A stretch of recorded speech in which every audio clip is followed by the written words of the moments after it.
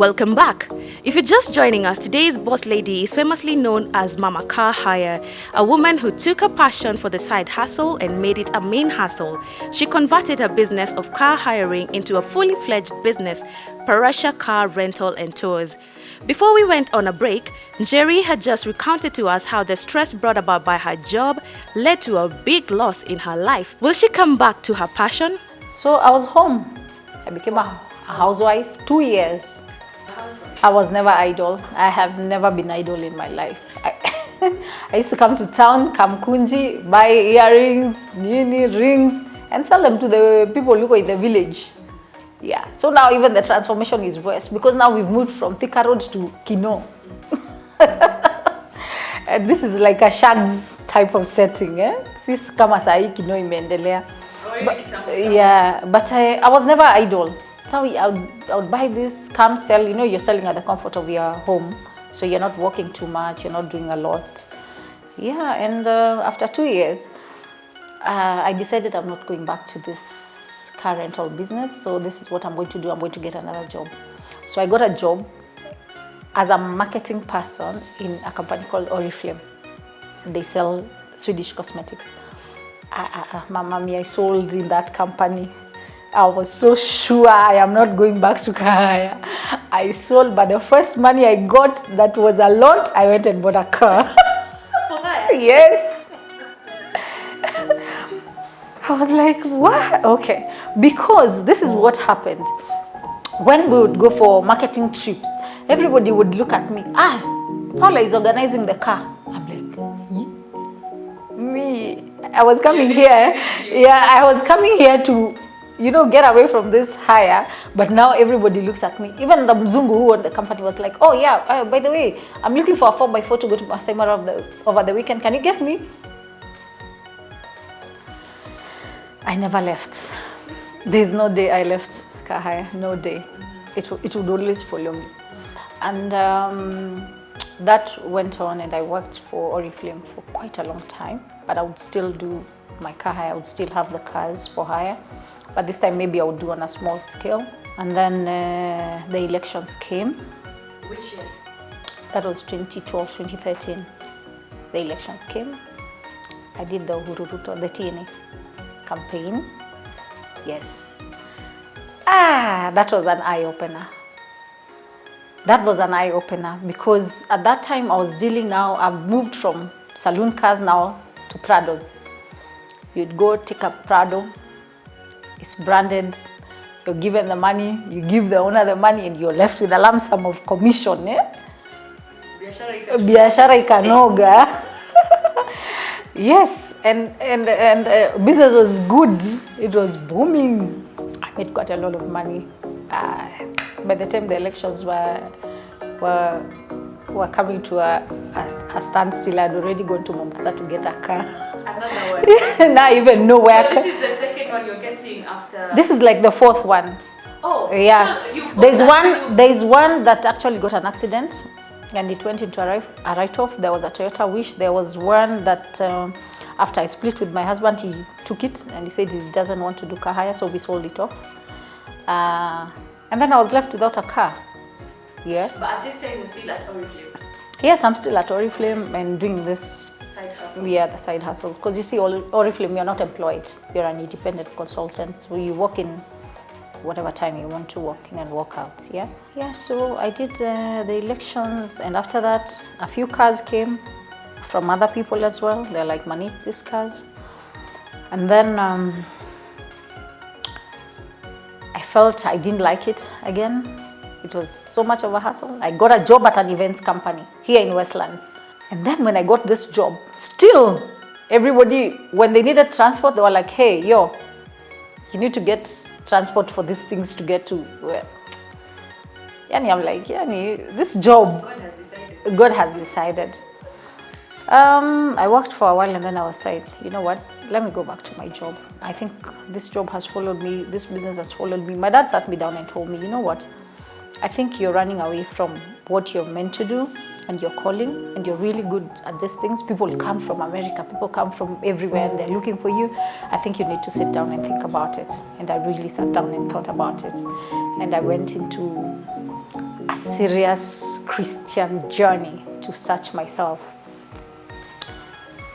And I said, okay, God, show me the way. And things started working out. Which year was this?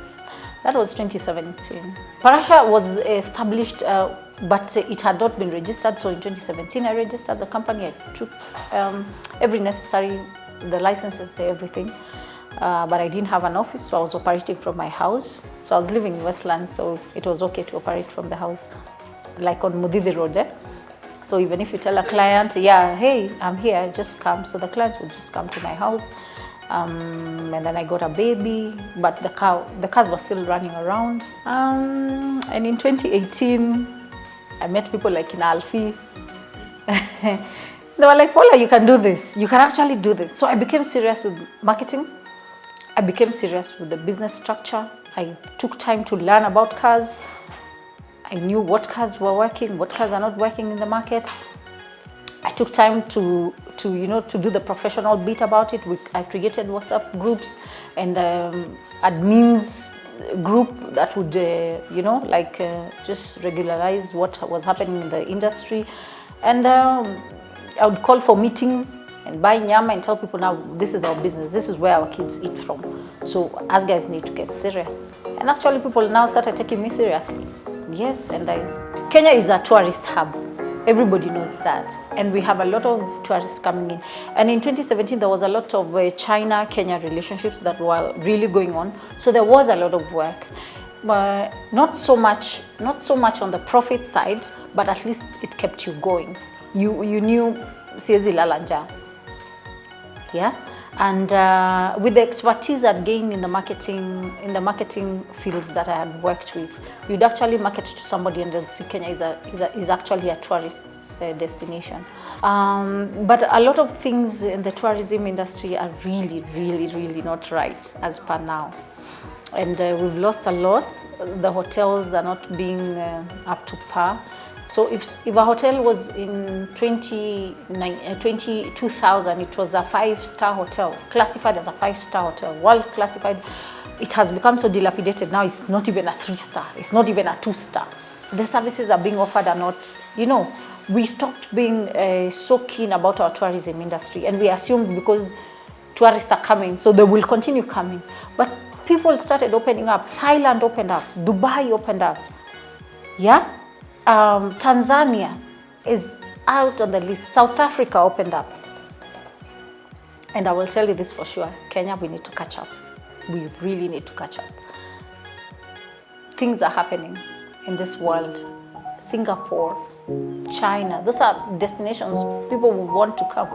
In Kenya, we have involved ourselves in, damaging our country's reputation and image rather than building it. And as for you reporters as well, you're not sensitive about the information you put out there.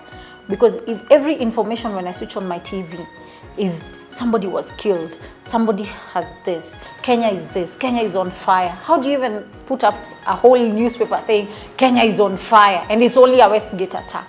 That means now people are not coming. And especially after the Westgate attack, things really went down for us in the tour. You could even find a client coming in and taking a car for 1 month. Right now, it's very hard. Very, very hard to have somebody paying for a car for 1 month. You'd have even Chinese, Koreans coming and taking like the double cabin when they were doing the Tulo oil. So many people made money out of that project. Somebody would go, take a double cabin, they know these guys are going to pay at the end of the month. So you take it on loan, but you're guaranteed that this money is coming. But when politics ikiingia huku na kule, things become... Would the political environment in the country be the reason for the dilapidated business environment? A lot of that. And then Kenyans, we don't have a culture for customer care. Kenyans, I will tell you this for sure. Kenyans, we don't have a culture for customer care. It's like, get in, get out, I don't care, leave me the money. When you're going as a driver or as a service provider, let me not use the word driver, as a service provider, if I am going to pick clients at JKI, I need to dress nicely, look nicely, be patient with my clients. But you will find I've gone there And the first thing the client comes out is like, you need to pay for my parking. You need to pay for my parking. I've been here for 1 hour waiting for you. You know, parking is very expensive. And this is somebody who has just landed into your country. What kind of reception are you giving this person? And especially as Kikuyu, we are known for koya koya. We really don't care about what the client thinks. As long as you've got a business for that day, you're not careful about business for next time, which is a bad culture that we have, especially the business community. We really have a bad culture. And some of these things need to change because we're losing a lot of business. We're losing a lot as a country, not even as a business. If only I would walk into a hotel and I find this waiter who speaks nice to me, who tells me this, are you not going to come back to that hotel? If I send a driver to come and pick you up at the airport, yes, you're late, but they will explain to you and tell you, Madam, we are late. Or, sorry, we didn't anticipate for this to happen and this, and explain to you calmly and in a nice way without harassing you. Would you not use our services tomorrow? What if I send this driver and he comes to you and calls you, niko hapa, suteremke chini. Niko hapa, niko kwa parking. Kwani wewe uko kwa parking gani? Really? It's 4 a.m. in the morning, you're going to the airport, and this person is calling you, telling you like that. It's early in the morning. Would you still want to use that driver tomorrow? Well, that's an important lesson for all entrepreneurs. Customer service ensures you get more from word of mouth. Back to Parasha. What's the future of Parasha? Me, I have an affinity for Mombasa. I think Mombasa is beautiful. I think it's a beautiful place for anyone to visit when they come to Kenya. But we also have affiliates in Turkana. We have one of us, he's from there. And he sold to us the idea of actually doing a road trip to Turkana. And it was magical. And you need to visit there, yes. Don't actually keep thinking Turkana, Nanyuki, wapi. You can actually go to Turkana. It's safe, quote unquote. But don't worry, we will provide security if you feel unsafe. But it's a beautiful haven for you to go to. Oh, and the roads are the roads are amazing. I have not seen a road in Nairobi that looks like that one. We do a lot of Naivasha and Nanyuki. Those are some of the holiday destinations that we have, yes. We're actually looking down to go to Mombasa and do, actually our project is to do fully furnished apartments. You know, those ones that are not so expensive, just available for the common mwananchi. Like for you, if you want to go, you have a baby, you really don't want to be at the hotel because you have to make the porridge and the pudding and all that for the child. Small houses where people can just, you know, can be affordable. They are not expensive. So that is our next project, fully furnished apartments.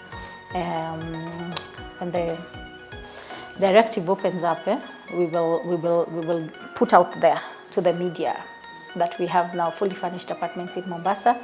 We will do one in Turkana, but Turkana is... What a good transition to the Boss Lady Quarter of the Day. Boss Lady Quarter of the Day. The customer's perception is your reality. This quote is by Kate Zabriskie, President of Business Training Works Incorporated. That's it for today. See you next time, same time and place.